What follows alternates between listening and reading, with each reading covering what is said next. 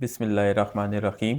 Horn official کے page پہ ہم آپ سب کو خوش آمدید کہتے ہیں۔ آج کا یہ خصوصی پوڈ کاسٹ ہم ہماری ہر دل عزیز شخصیت جناب طارق محمود رحمانی کی ریٹائرمنٹ کی اوپر ریکارڈ کر رہے ہیں۔ اس پوڈ کاسٹ کے اندر ہم ان سے ان کی زندگی کے ابتدائی ایام سے لے کے سروس کا پورا دورانیہ ڈسکس کریں گے اور دیکھیں گے کہ انہوں نے اپنا سفر جو ہے وہ کیسے شروع کیا، سروس میں کتنا عرصہ گزارا اور کس طرح سے جو ہے وہ ایک شاندار کریئر جو ہے وہ ایک اختتام کو پہنچا ہے۔ یہ ہم سمجھتے ہیں کہ یہ کریئر کا اختتام جو ہے ایک نئے کریئر کی شروعات ہوگی انشاءاللہ ان کے لیے، لیکن آج کا مقصد ان کے پچھلے کریئر اور ان کی جو ہے ابتدائی ایام پہ جو سٹرگل کے دن تھے اس کو ڈسکس کرنا ہے۔ جی سر، کیا حال ہیں آپ کے؟ خیریت سے ہیں؟ بہت شکریہ، تھینک یو ویری مچ۔ جی الحمدللہ۔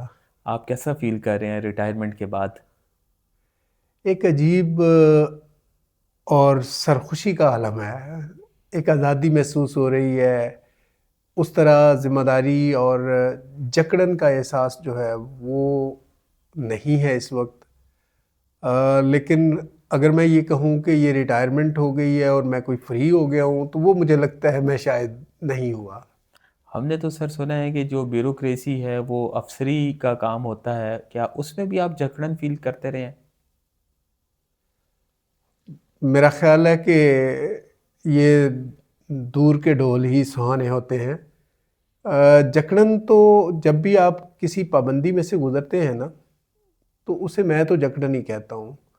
وہ رولز ریگولیشنز کی، وہ قاعدے قانون کی، وہ وقت کی پابندی کی، وہ صبح سے شام ایک خاص ردم اور ایک خاص ٹرینڈ پہ چلنے کی، اس سب کو میرا خیال ہے آپ جکڑن ہی کہیں گے۔ آپ نے سروس میں کل کتنے عرصہ گزارا؟ میں نے ٹوٹل جو ٹائم ہے وہ میرا کوئی 41 برس اور 9 مہینے بن جاتا ہے۔ ماشاءاللہ۔ تو کوئی اپنی زندگی کے بارے میں بتائیں، آپ نے سفر کا آغاز کیسے کیا؟ کیا یہ آپ کی پہلی جاب تھی یا اس سے پہلے کوئی اور نوکریاں بھی آپ نے کیں؟ کس طرح اس سروس میں آئے؟ اس بارے میں روشنی ڈالیں۔ بہت شکریہ۔ یہ میری پہلی سروس نہیں تھی۔ میں نے آغاز کیا تھا جنوری 84 میں ایز ویکسینیٹر۔ ماشاءاللہ۔ ویکسینیٹر سے میں نے آغاز کیا، پھر مجھے موقع ملا، میں نے ساتھ اپنی تعلیم جاری رکھی، بی ایڈ کیا، بی ایڈ کر کے ٹیچنگ ایس وی ٹیچر کے طور پہ میں نے جوائن کی سروس، پھر ایس ایس ٹی بنا، پھر میری سلیکشن سبجیکٹ اسپیشلسٹ کے طور پہ ہو گئی، اور پھر کمپٹیشن کا ایگزام دیا اور سیکشن آفیسر کے طور پہ جب میرے سلیکشن ہوئی تو یہ سروس جو ہے اس کا آغاز ہوا۔ پھر یہاں ایک سلسلہ جاری رہا، ساتھ تعلیم بھی ہوئی، اور زندگی کا ایک بہت بڑا خواب جو میں سمجھتا ہوں کہ فارن کوالیفیکیشن کا جو خواب تھا اور ایک یونیورسٹی میں پڑھنے کا خواب تھا، وہ بھی مجھے یہاں پہ بیٹھ کے یہاں پہ رہ کے ملا، اور میں نے فارن کوالیفیکیشن حاصل کی، اور پھر آپ کے سامنے ہے 14 اکتوبر 2025 کو جب ریٹائرمنٹ ہوئی تو الحمدللہ 20 گریڈ میں اسپیشل سیکرٹری کے طور پہ سرو کر رہے تھے۔ تو یہ اس طرح ہے سفر جو ہے وہ کہاں سے شروع ہوا اور کہاں پہ ختم ہوا۔ سر ہم تو چاہیں گے کہ آپ کا یہ جو ایک سفر تھا ویکسینیٹر سے ہوتا ہوا ٹیچنگ لائن، اور ٹیچنگ لائن سے ہوتا ہوا دوبارہ ایک بیوروکریسی میں انٹری، اور پھر اس کے بعد دوبارہ ہیلتھ پہ ہی اختتام، ہیلتھ سے ہی شروعات، اس کی تفصیل پوچھیں۔ لیکن اس سے پہلے میں چاہوں گا، آپ جو فارن کوالیفیکیشن کا ایک خواب آپ کہہ رہے ہیں شرمندہ تعبیر ہوا، آپ نے کون سی ڈگری کی اور کدھر سے کی؟ کیا وہ آپ نے اپنے ریسورسز سے کی یا وہ بھی کوئی اسکالرشپ تھی؟ جی یہ میں نے وارک یونیورسٹی یو کے سے پروگرام اینڈ پروجیکٹ مینجمنٹ میں ڈگری کی۔ یہ ایم ایس پروگرام تھا جو گورنمنٹ آف پنجاب کا ایک سلسلہ شروع ہوا تھا، آفیسرز کو اسکالرشپ پہ باہر بھیجتے تھے۔ میں نے بھی اسکالرشپ اپلائی کیا، ون کیا، اور پھر موقع ملا مجھے کہ میں یونیورسٹی میں وہاں پہ جا کے ریسرچ اورینٹیڈ تھا، یہ 50% ہماری ریسرچ تھی اور 50% ماڈیولز تھے. الحمدللہ یہ آپ کے لیے خوشی کا بھی باعث ہوگی اور حیرت کا بھی کہ ایک ایسا بندہ جس نے میٹرک کے بعد پرائیویٹ کوالیفیکیشن حاصل کی، ڈسٹنٹ لرنر کے طور پہ پڑھتا رہا، اس کو جب موقع ملا ریگولر پڑھنے کا تو میں نے یونیورسٹی ٹاپ کی اپنی کلاس. ماشاءاللہ. وارک میں تو سر ایڈمیشن لینا ہی بڑا مشکل ہے. مجھے یاد ہے کہ اس میں ایڈمیشن لینے کے لیے بہت پاپڑ بیلنے پڑتے ہیں اور بڑے لائک فائک اسٹوڈنٹس کو نہیں دیتے. تو آپ جس طرح اپنا بتا رہے ہیں ایجوکیشنل بیک گراؤنڈ، آپ کو ایڈمیشن مل گیا تھا اور پھر مل بھی گیا تھا اور آپ نے اسکالرشپ پہ بھی پڑھا اور اس کے بعد آپ نے کلاس بھی ٹاپ کی. تو this must be very honour والی بات ہے. اس کو بڑا اپریشیٹ کرنا چاہیے میرے خیال میں. یہ آپ نے کبھی پہلے اس کا ذکر نہیں کیا. ہوتا یہی ہے میں اس بات کو، خود نمائی کو میں کوئی بہت اچھی بات نہیں سمجھتا کہ ہر وقت آپ اپنے ہی گن گاتے رہیں کہ میں نے یہ کر دیا، میں نے وہ کر دیا، میں یہ ہوں، میں وہ ہوں.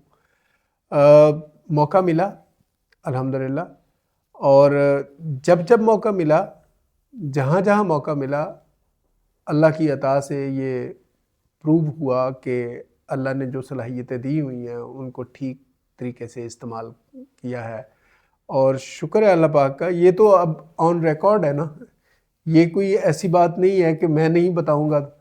میرے ساتھ احباب تھے آپ کی دلچسپی کے لیے کہ میں جب گیا تو میرا ارادہ یہ تھا کہ میں نے میکسیمم وزٹ کرنا ہے. میرے پاس شاید یورپ کو وزٹ کرنے کا اس کے بعد کوئی موقع نہ ہو، اور میں نے اس کو اویل کیا. میرے ماڈیولز جس طرح بنے ہوئے تھے، آپ خود بھی فارن کوالیفائڈ ہیں، ماڈیولز کے درمیان میں جہاں جہاں گیپ ہوتا تھا میں نے پلان کیا ہوتا تھا کہ میں نے اب اس کنٹری میں جانا ہے، اب اس کنٹری میں جانا ہے. جو 2-3 دوست وہاں پہ میرے ساتھ موجود تھے، ان میں سے ایک دوست تو مجھے باقاعدہ ایک دن بیٹھ کے سمجھاتا رہا کہ یہ آپ سیر کے لیے نکل جاتے ہیں، آپ کو جب ریکوری پڑے گی تو پھر پتہ چلے گا آپ نے فیل ہو جانا ہے. تو میں ہنس پڑا. میں نے کہا میرے خیال میں یہ سیر کرنے کے لیے کل سیروا فی الارض فانظروا کیف کان عاقبۃ المکذبین. میں نے کہا اصل میں تو لرننگ یہ ہے. تو میں سیر کر رہا ہوں، زمین میں پھر رہا ہوں، تو میں سیکھ رہا ہوں. پھر موقع ملا ریسرچ پہ جب بیٹھے تو اللہ کا شکر ہے، پھر اس کا رزلٹ بھی جو آیا، میرے سپروائزر نے مجھے واپسی ای میل کی کہ یو ڈونٹ نو، ہمیں آپ کے لیے ایگزامینیشن بورڈ کے سامنے پیش ہونا پڑا because the score you have secured, جو انہوں نے ہی مجھے Is دیا تھا. far above than their expectations. Yes, ماشاءاللہ. It was not only outstanding, it was more than outstanding. 81% marks تھے میرے. سر ہم تو باہر جتنے لوگ پڑھنے جاتے ہیں وہ ڈسٹنکشن لینا بھی ایک خواب ہوتا ہے. ڈسٹنکشن کا مطلب ناظرین کے لیے ہم بتا دیں کہ یہ 70% جس سے ابو جس کے نمبر ہوں وہ اسے ڈسٹنکشن کہتے ہیں انگلینڈ میں، اور اگر 60 سے 70 ہے تو اسے میرٹ کہتے ہیں. تو آپ تو 81 کہہ رہے ہیں، یہ واقعی میں ایک بہت بڑا اعزاز کی بات ہے کہ آپ نے اپنی ریسرچ میں اس میں 81% سکور کی ہیں. ماشاءاللہ. لیکن سر ہم یہ تو چلیں، آپ نے باہر کی بات کی، ہم یہ جاننا چاہتے ہیں کہ یہ کون سے ایسے معاملات تھے جس میں آپ ویکسینیٹر کے طور پہ آئے اور پھر آپ جو ہے وہ ادھر سے ٹیچنگ میں آئے اور پھر ٹیچنگ سے آپ بیوروکریسی میں آئے، اس کے بارے میں کوئی ہمیں بتائیں. اس میں میرے خیال میں تھوڑا سا میں بیک گراؤنڈ بتاتا ہوں. میں گجرات کے ساتھ میرا قصبہ ہے شادی وال میں ہی میں پڑھتا رہا، وہاں سے میٹرک کیا. میٹرک کے بعد میرے ایک دوست مجھے ایک دن کہنے لگے کہ فارغ رہنے سے بہتر ہے کوئی جاب کر لیتے ہیں. وہ خود جاب میں تھا ویکسینیٹر کی. اس نے مجھے گائیڈ کیا. میں نے 2 یا 3 دن کے بعد ٹیسٹ تھا، وہ جا کے ٹیسٹ دیا، جاب مل گئی. گجرات میں میری ڈیوٹی لگی گجرات کے ساتھ، تحصیل گجرات ہی تھی لیکن جلال پور جٹا کے ساتھ ایک یونین کونسل تھی وہاں پہ مجھے ہفتہ باہر رہنا پڑتا تھا، ویکینڈ پہ میں واپس آیا کرتا تھا۔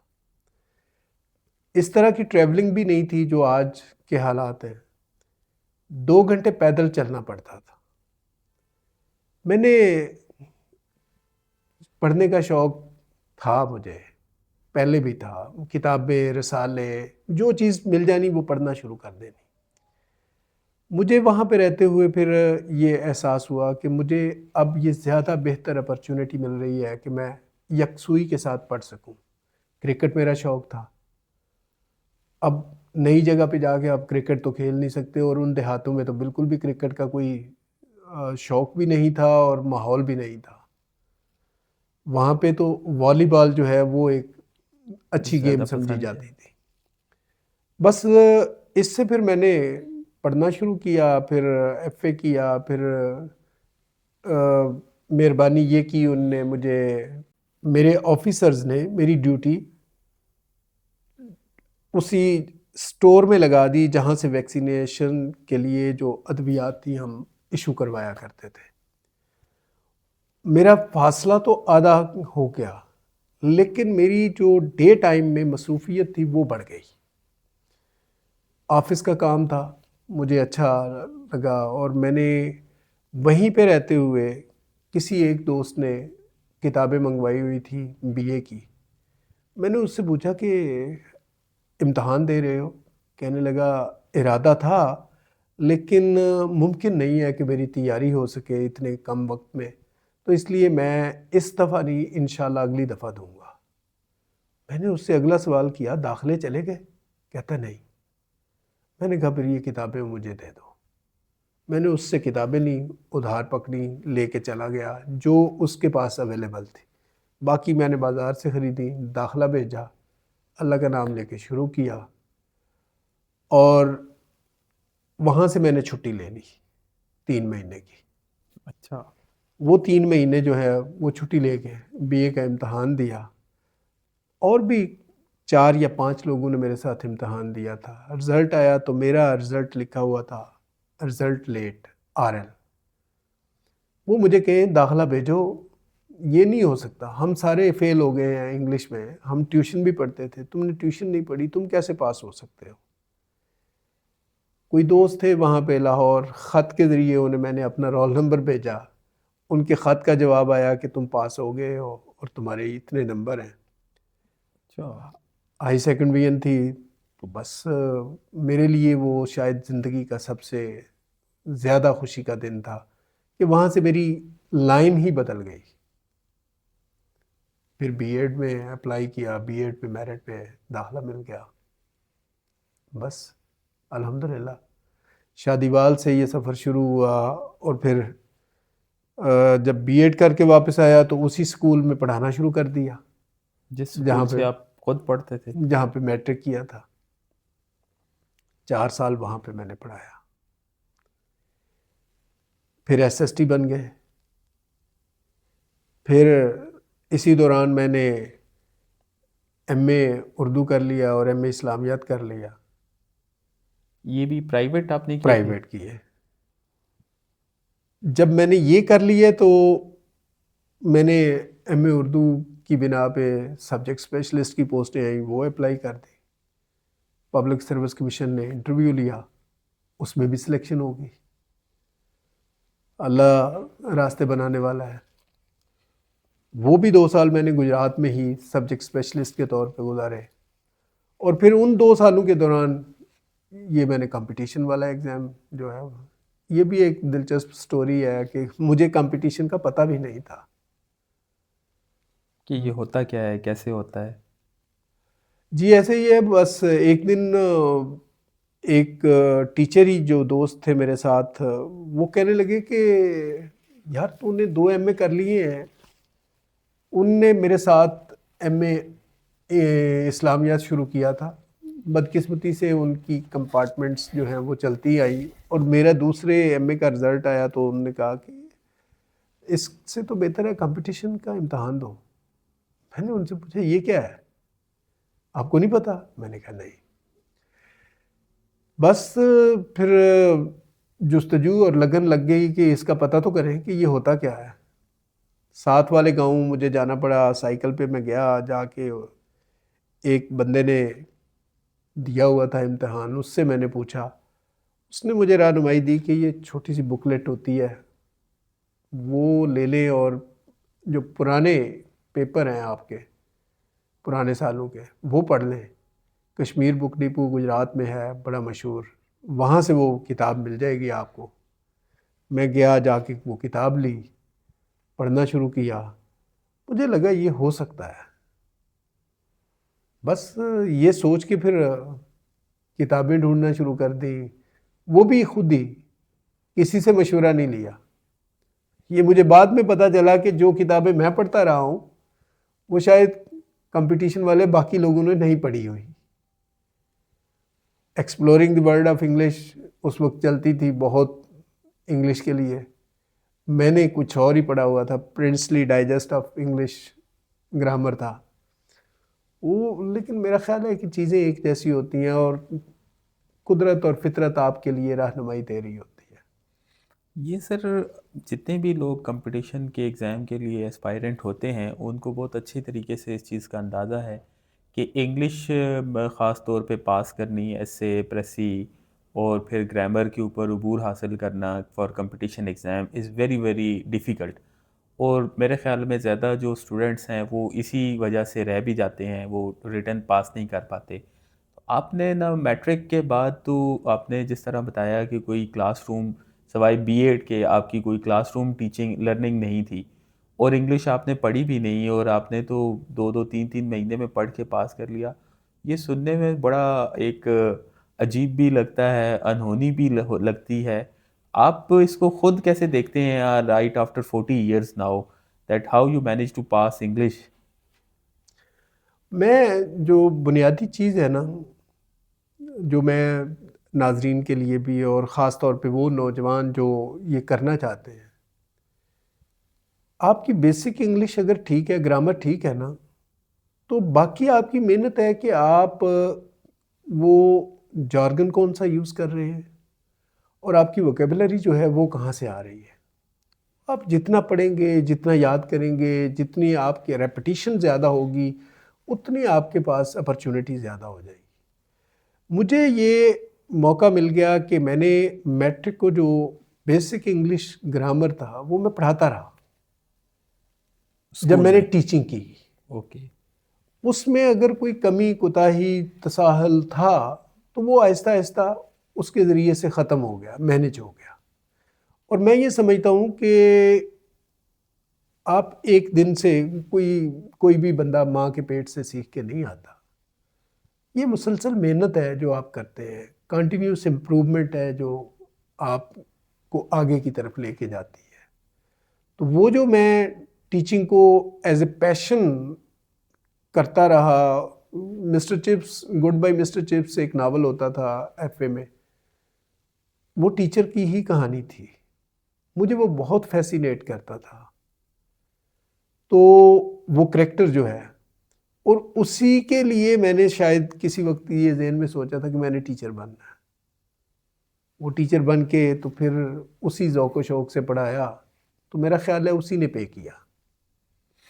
سر یہ سننے والے جتنے بھی ناظرین ہیں، اسپیشلی جو ہمارے ینگ دوست ہیں، ان کے لیے بھی آپ کی اس پوری واقعے سے ہم یہ سبق لے سکتے ہیں کہ آپ نے ویکسینیٹر کے بعد جب ٹیچنگ لائن میں آئے، اور خاص طور پہ سبجیکٹ اسپیشلسٹ جو میرے خیال میں 16 یا 17 گریڈ کی پوسٹ ہوتی ہے، تو وہی اسی کو زندگی کا حاصل تمام نہ سمجھا جائے، بلکہ اس کی بیس پہ آگے اور لگن کے ساتھ اور شعبوں میں بھی مہارت حاصل کرنی چاہیے، اور اس میں ایفرٹس کرتے رہنا چاہیے. ہونا نہ ہونا وہ تو دیکھیں نصیب کی بات ہے، لیکن بندے کو اپنی طرف سے جو میکسیمم ایفرٹس پٹ ان کر سکتا ہے وہ کرنا چاہیے. اور میرے خیال میں آپ کی یہ جو بھی زندگی کا ہم سفر سن رہے ہیں، جو نیچرلی بہت فیسینیٹنگ ہے کہ کیسے آپ نے انتہائی نامساعد حالات میں جو ہے وہ پڑھائی کی، اس کے بعد نوکری کی، اس کے بعد پھر دوبارہ اگلی نوکری کی، پھر تیسری نوکری کی، بلکہ دوسری نوکری میں بھی ترقی کے مناظر طے کیے، اور اس کے بعد پھر آپ جی جو ہے وہ کمپٹیشن میں آئے اور امتحان پاس کیا. مجھے یاد ہے کہ آپ نے ایک دفعہ بتایا تھا کہ آپ نے سی ایس ایس کی بھی اٹیمپٹ اس کے بعد کی تھی، اور شاید آپ کا اس کے اندر جو ہے وہ گروپ ٹھیک نہیں تھا جس پہ آپ نے پی ایم ایس کا پھر ایگری سوچا تھا نہیں، کہ اس مجھے پہ. ایلوکیشن نہیں ہوئی تھی سی ایس ایس میں. میں نے 2 دفعہ ریٹن کوالیفائی کیا، 2 دفعہ دیا، دونوں دفعہ ریٹن کوالیفائی ہوا. انٹرویو یہ مجھے کوئی آر محسوس نہیں ہوتی اس بات کو مان لینے میں کہ جو آپ کا ایکسپوئر ہے دیٹ میٹرز اے لاٹ. اب میرا ایکسپوئر ویکسینیٹر سے جو سفر شروع ہوا تھا اس میں چونکہ میں ریگولر نہیں پڑھا تھا تو میرا ان لوگوں کے ساتھ انٹریکٹ نہیں تھا جو انگلش سپیکنگ میں آگے تھے. تو انٹرویو میں یہ چیز بھی میٹر کرتی ہے، صرف نالج میٹر نہیں کرتا. اور مجھے ایک دفعہ میرا 100 نمبر تھا 300 میں سے، دوسری دفعہ 115 نمبر تھے انٹرویو میں. یہی اگر 150 بھی ہوتا تو میں ایک دفعہ 238 پوزیشن تھی، ایک دفعہ 223 تھی. اگر اس میں 20-25 نمبر بھی ایڈ ہو جاتے تو ایلوکیشن ہو جانی تھی. کیوں مجھے اس لیے 20-25 نمبر کا کہہ رہا ہوں کہ میرے ایک دوست میرے بیچ میٹ تھے سیکشن آفیسر، ان کے اور میرے ٹوٹل نمبروں کا فرق 16 نمبر کا تھا، اور وہ 16 نمبر کے فرق سے ان کو ریلوے ایلوکیٹ ہو گئی، مجھے اس سال نہیں ہوئی تھی. تو یہ بھی بات ٹھیک ہے کہ میں اس طرح ایکسپوئر نہ ہونے کے باوجود اللہ کا شکر ادا کرتا ہوں کہ مجھے اس بات کا ریگریٹ نہیں ہے کہ میرا نہیں ہوا. مجھے اس بات کی خوشی ہے کہ میں نے اپنی ایفرٹ کی، اور اللہ کا شکر ہے کہ جو میں اچیو کر سکتا تھا وہ میں نے کیا. رزلٹ اس کے بعد آپ کے بس میں نہیں ہے، پھر اللہ پہ چھوڑیں. الحمدللہ اس سروس میں اتنا کچھ حاصل ہوا جو میرا خیال ہے ایک خواب دیکھا جا سکتا ہے. فارن کوالیفیکیشن، فارن پوسٹنگ، اور گریڈ 20 تک جانا، اور کیا چاہیے. سر یہ بتائیں کہ یہ جو آپ نے سروس میں ٹائم گزارا، اس میں ہر آدمی سوچتا ہے آفٹر ریٹائرمنٹ کہ یار فلاں پوسٹنگ سب سے اچھی تھی، یا فلاں سب سے اچھی تھی، یا یہ ہونی چاہیے تھی. آپ کے خیال میں آپ کی کون سی سب سے اچھی پوسٹنگ رہی ہے، اور کون سی ایسی ڈریم پوسٹنگ رہی ہے جس پہ آپ جانا چاہتے تھے اور آپ نہیں جا پائے؟ ڈریم پوسٹنگ کے حوالے سے پہلے میں آنسر کرنا چاہوں گا، کوئی ایسی پوسٹنگ نہیں تھی جس کا میں نے یہ سوچا ہو کہ ڈریم ہے. ہاں کبھی کبھی انسپائر کرتا تھا مجھے کہ میں چیف منسٹر آفس میں ایز پی ایس او کام کروں،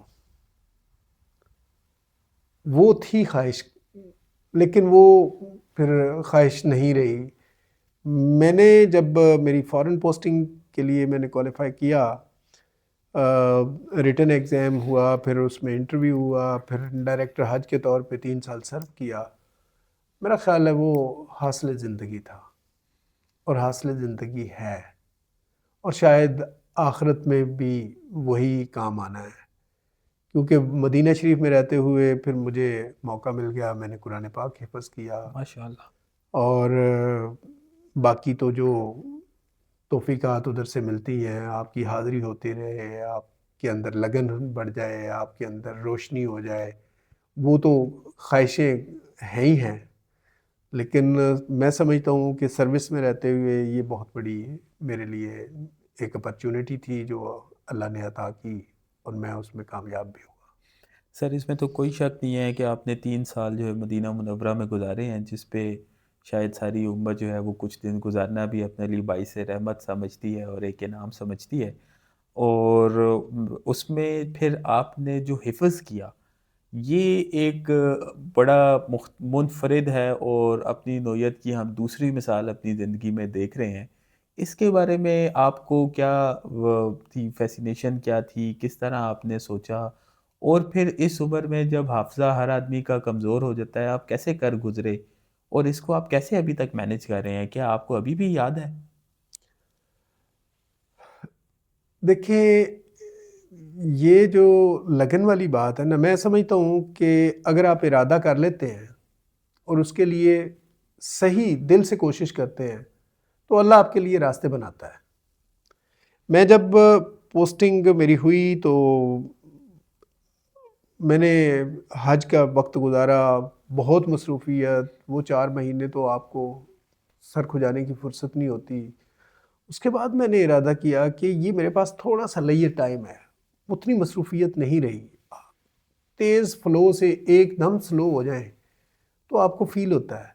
میں نے اس ٹائم کو یوٹیلائز کرنا شروع کیا اور میں نے پھر اپنی ترتیب کچھ اس طرح بنائی کہ رات کو میں جب حرم سے جاتا تھا عشاء کی نماز پڑھ کے تو میں کافی کا کپ پینا اور صبح فجر تک جو ہے وہ میں نے پڑھنا، ماشاء اللہ۔ اور پھر فجر، چونکہ وہاں پہ یہ کانسیپٹ نہیں ہے کہ جی فجر کی اذان ہو گئی ہے تو اس کے آدھے گھنٹے کے بعد وہ ساتھ ہی نماز پڑھ لیتے ہیں۔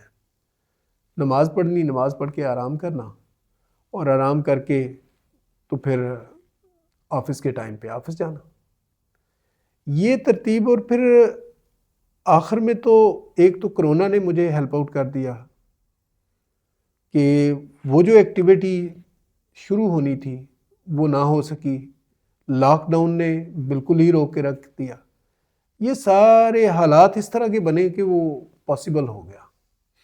یعنی آپ نے کووڈ کو جو ہے وہ اپنے حفظ کی تکمیل کے لیے ایک ذریعہ بنا لیا اور اس ٹائم کو آپ نے پراپر یوٹیلائز کیا۔ میں سمجھتا ہوں کہ یہ ایک اپرچونٹی مجھے اس حوالے سے بالکل ملی اور اس نے میرے لیے آسان کر دیا۔ اور ہوتا یہی تھا، میں اٹھتے بیٹھتے آتے جاتے گاڑی میں کہیں بیٹھے ہوئے ہر وقت پھر یہی لگن تھی کہ کسی طرح یہ مکمل ہو جائے۔ تو ابھی آپ حفظ کو کس طرح کنٹینیو کر رہے ہیں؟ آپ اپنی ریویژن رکھتے ہیں یا بس ایک دفعہ کر کے اب بھول گئے ہیں یا ابھی بھی یاد ہے؟ کیونکہ یہ تو ایک بڑی مشکل کام ہے کہ آپ نے ایک چیز حفظ کر لی اور پھر اس کو ساتھ ساری زندگی لے کے چلنا۔ یہ بالکل ٹھیک بات ہے، اور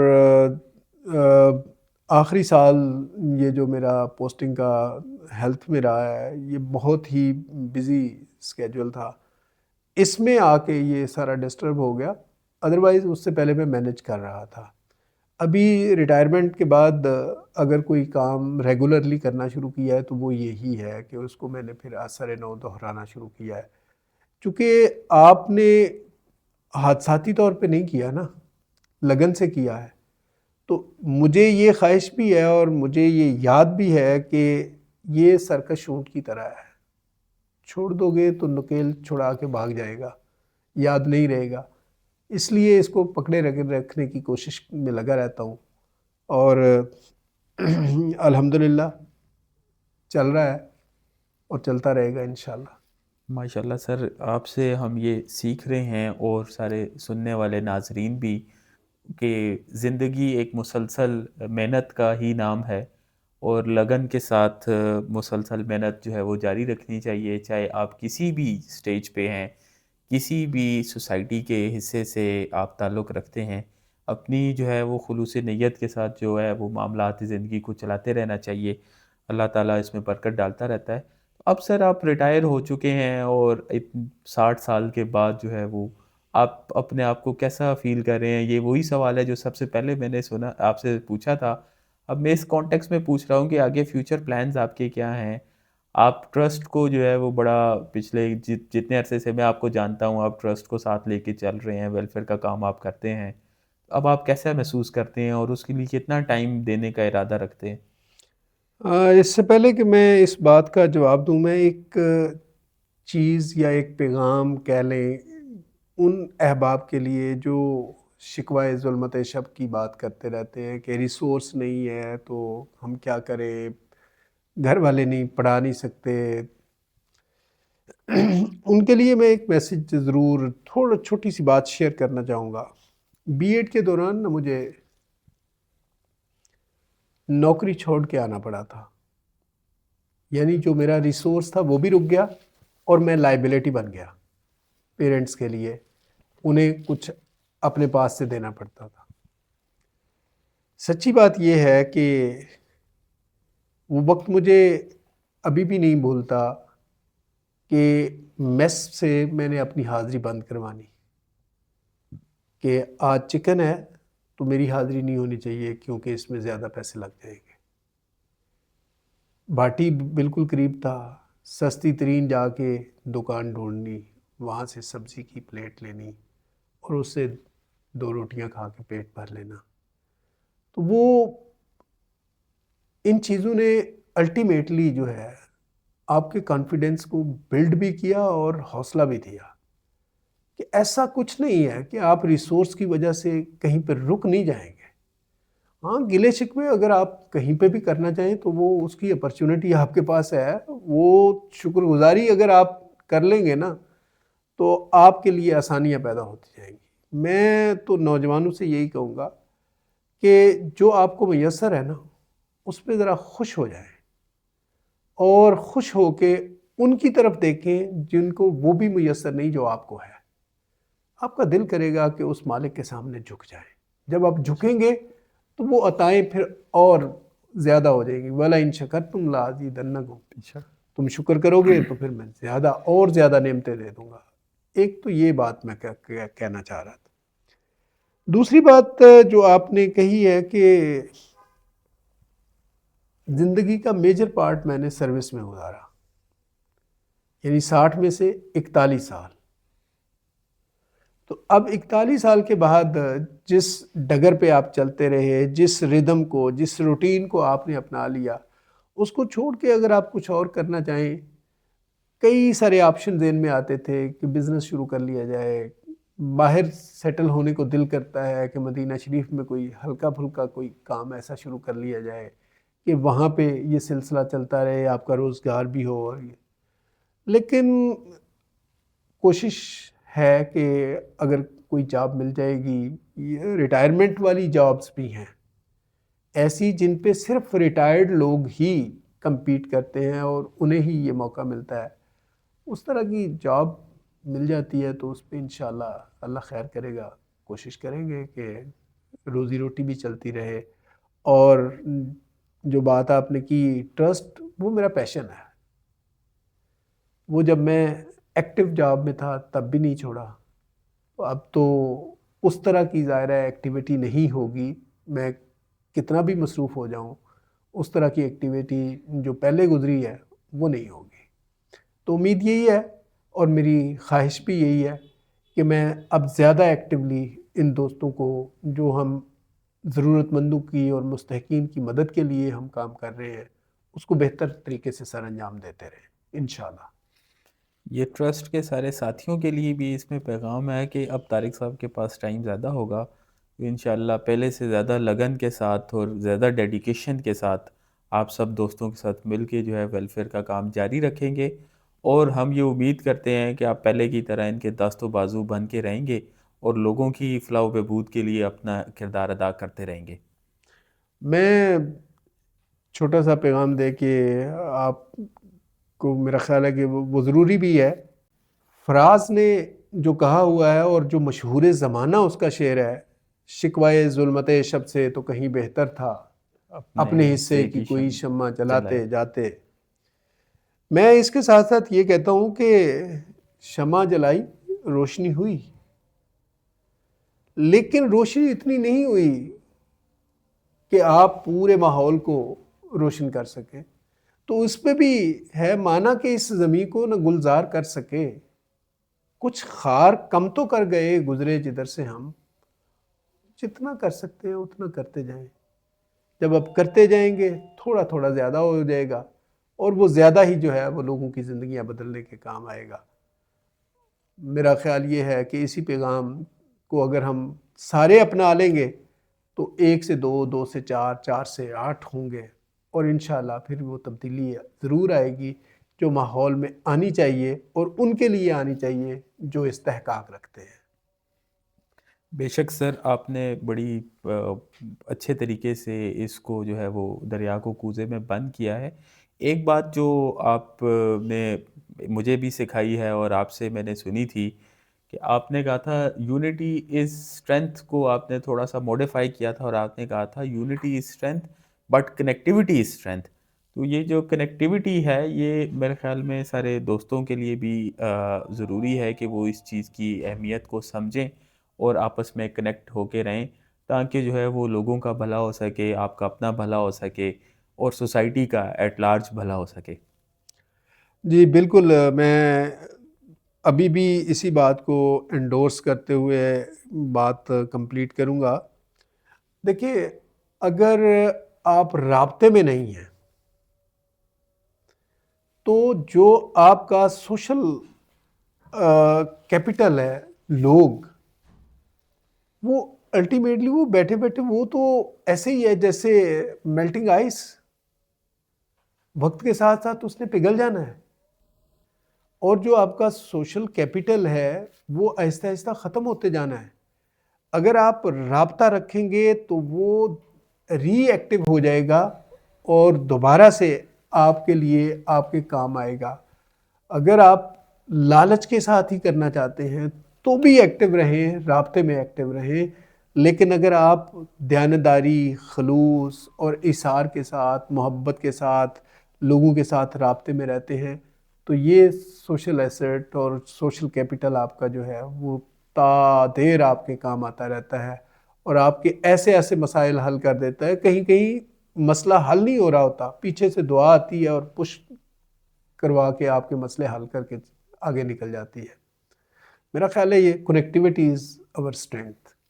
سر ماشاء اللہ، ہماری دعا ہے کہ یہ ایسے ہی جو ہے وہ آپ کا حوصلہ جو ہے وہ رہے، قائم و دائم رہے، اور اسی کے ساتھ ہم آج کے پروگرام سے اجازت چاہتے ہیں۔ یہ ایک ہم نے نئی سیریز شروع کی ہے، تو ہم سب سے ریکویسٹ کرتے ہیں کہ اس کے اوپر اپنا فیڈ بیک ضرور ہمارے ساتھ شیئر کریں، تاکہ ہم اس کو اور ریفائن کر سکیں، اور ہم پوری کوشش کریں گے کہ اس طرح کی پوڈ کاسٹ سیریز جو ہے وہ آپ کے ساتھ سامنے لاتے رہیں، اور نت نئے موضوعات پہ ہم جو ہے وہ پوڈ کاسٹ سیریز جو ہے وہ اس کو جاری رکھیں، تاکہ جو ہے وہ آپ کے لیے بھی سیکھنے کی چیزیں ملیں آپ کو، اور ہمیں خود بھی سیکھنے کو، اپنے آپ کو فردر نکھارنے کا موقع ملے۔ بہت شکریہ۔ بہت شکریہ، جزاک اللہ۔